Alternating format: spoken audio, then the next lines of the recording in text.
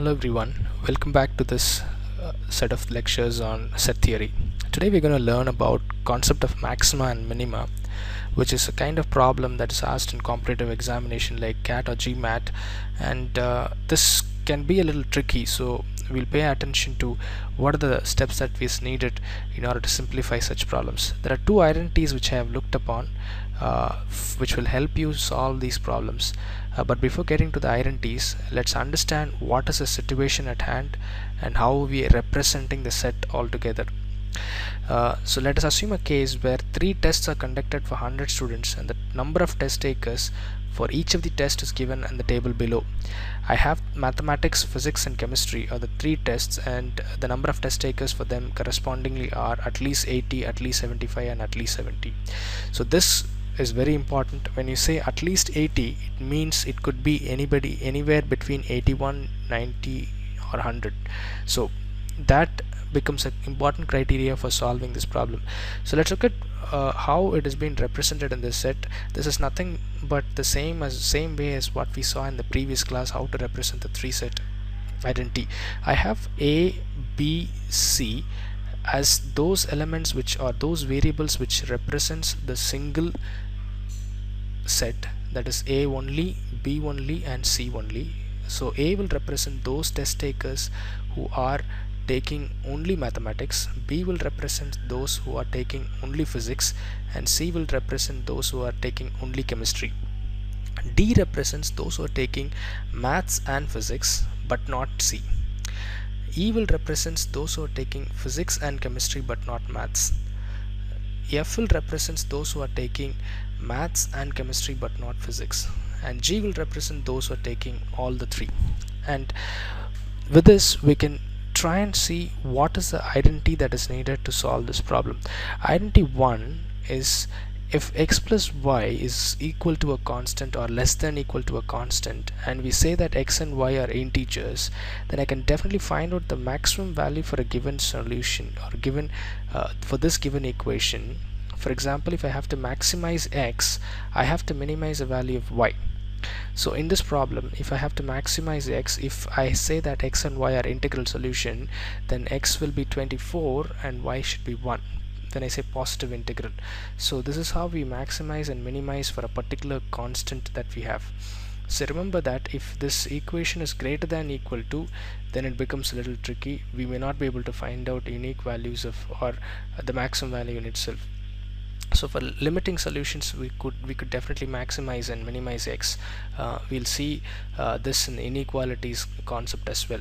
So with this basic identity, let's go and find out the next identity, which is true for any set theory which involves 3 set problems. So what I have done here is, if I add all the numbers or the variables over here, it's going to give me those which are exactly 1, that is A, B and C. That's what I've represented here, A plus B plus C, and those which are exactly 2, which is D, E and F, which are D, E and F. When I say exactly 2, it means does not mean the 3 as well, so it means exactly 2. And exactly 3 is the element which is G here, which I have represented in this. So put together, that cannot be more than the number of students or test takers. There are 100 students, so if I add all this, I should be getting 100.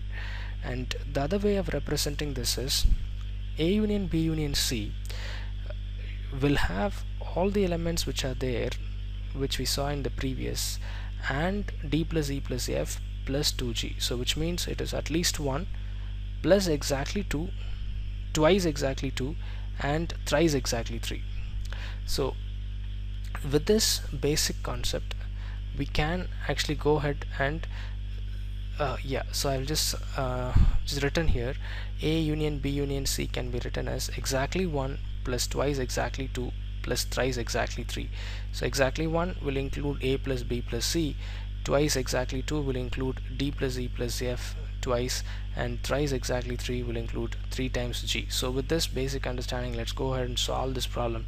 So what I have just added here is, if I add all the test takers here, that is at least 80, 75 and 270, should be 225. So that is the reason why I have put it as greater than or equal to. So if I add all these numbers, that is ABC plus twice that of DEF plus thrice that of G, this is the whole thing is nothing but A union B union C, as I have mentioned here. So this is equal to A union B union C. That's what is here, and that's actually going to be 80 plus 75 plus 70. And the reason why I have put greater than or equal to symbol is because of the fact that it is at least. So I cannot have a value, I mean I can always have a value more than 225, but I'll just try to solve for the value of 225 itself. So if you see that we have found out the addition of all the numbers over here, or all the variables over here, is 100. That is the reason I have replaced all the numbers as 100, which could actually simplify as A plus B plus. So this is what I have written as 100, but it should have, from the previous equation, it should have been just E plus F plus G. So I have removed all of them and I have replaced the entire thing by 100. This is because of the fact that there are only 100 students who are test taking, so addition of all this cannot exceed 100, and the remaining portion of that is going to be the ones which are twice. D plus E plus F is exactly 2 and 2G is exactly 3. So this put together is 225. So I can simplify this further and say that D plus E plus F plus 2G is equal to 125. Now this I have further taken it one step ahead, so that I can use identity 1, where D plus E plus F is represented as X and 2G is represented as twice of Y.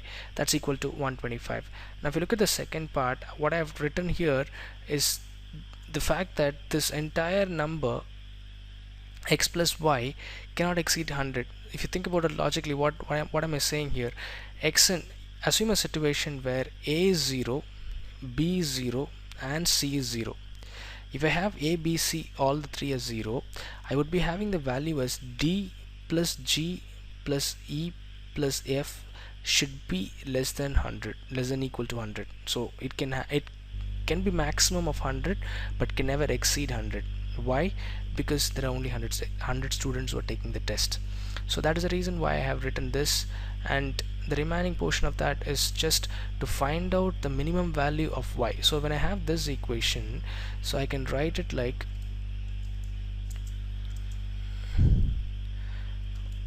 X plus 2Y can be written as X plus Y plus Y is equal to 125.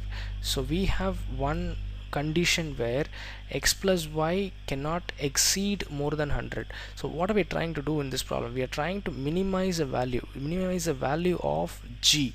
So G we have assumed to be Y, so I need to minimize the value of Y, for which I have to maximize the value of X plus Y.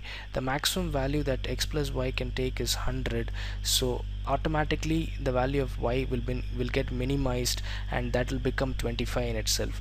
So that is the reason why I cannot have any value more than 25 for those who are taking the test, those are taking all the three tests. So what you can go ahead and do is change these numbers for 70, for 80 to, maybe you can put it as 75 here, and then you can take the next value as 80 and then another one as 70 itself, and then try for various options. When I say various options, you could have things like, okay, I have to maximize one particular value, and then probably I also have to minimize some other value. So when I say that I have, in this problem I have minimized the value of all the three test takers, you could possibly maximize this value also, and you can also minimize D, E and F, and similarly you can also maximize the value. So all the problems that I have looked at, which is minimizing exactly 2 or maximizing exactly 3, the same would be minimizing exactly 3 and maximizing exactly 2. For all this, the same identity 1 can be used. So with this, I would urge you to try more problems. When you come back, we'll see a different set of problem, but underlying concept will be the same for maximizing and minimizing a particular variable in set theory environment. Thanks a lot for listening. I hope that you enjoyed this and you have learned from this as well. Thank you.